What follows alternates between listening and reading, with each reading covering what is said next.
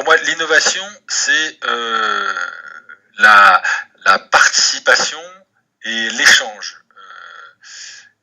Il faut bien sûr avoir une idée maîtresse et savoir un petit peu ce que l'on veut faire. En tout cas, si on a un projet d'innovation, il faut qu'il soit un petit peu identifié, faut que son périmètre soit identifié.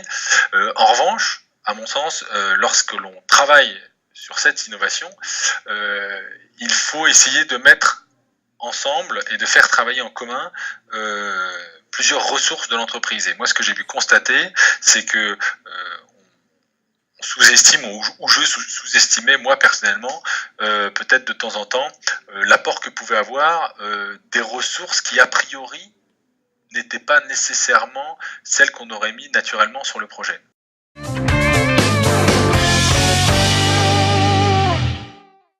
Alors, c'est effectivement un exemple que tout le monde prend ou qui est souvent pris, celui de Steve Jobs, mais c'est pas tant le fait qu'il ait réussi à identifier un produit qui répondait réellement à un besoin sur le marché, ça c'est quand même une grande qualité, mais c'est surtout d'être allé jusqu'au bout du concept auquel il croyait, en étant extrémiste pour aller traiter le moindre détail et essayer de faire l'objet, ou en tout cas le service, plus proche, ou même, à mon avis, c'est même le plus proche, c'est exactement identique à ce qu'il avait en tête.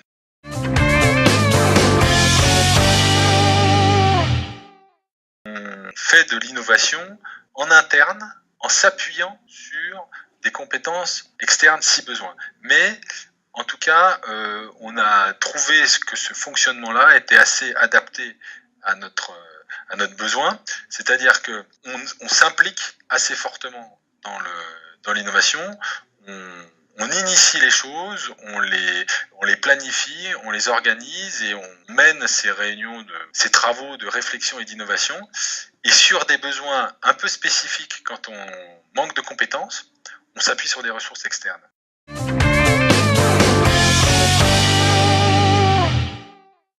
Il y en a une à laquelle je pense en premier lieu, c'est HP, parce que on est dans le domaine de la 3D, de l'impression 3D depuis maintenant quasiment une quinzaine d'années, et on a vu l'évolution de ce marché qui est passé d'un fonctionnement, comme je disais, un peu artisanal à aujourd'hui, en tout cas potentiellement, un fonctionnement un peu plus industriel, avec des technologies un peu plus pointues et une production qui peut s'envisager dans des proportions et dans des quantités un peu plus importantes. Depuis 15 ans, on nous parle de la fabrication rapide, du e-manufacturing, de la fabrication de petites séries. Donc finalement, c'est la capacité de ces technos à faire plus que le seul proto. Ça, quand on a démarré, déjà, cette notion-là était présente et on dit l'impression 3D, ça va permettre de faire des petites séries, de remplacer dans certains cas l'injection plastique, etc. Donc c'est quelque chose qui a toujours été présent. En revanche, je trouve que les fabricants de machines n'ont pas développé les outils et les équipements permettant d'aller vers cette production de petites séries. Et aujourd'hui, pour moi, HP, avec la nouvelle technologie qu'ils viennent de mettre sur le marché, est clairement dans cette optique-là.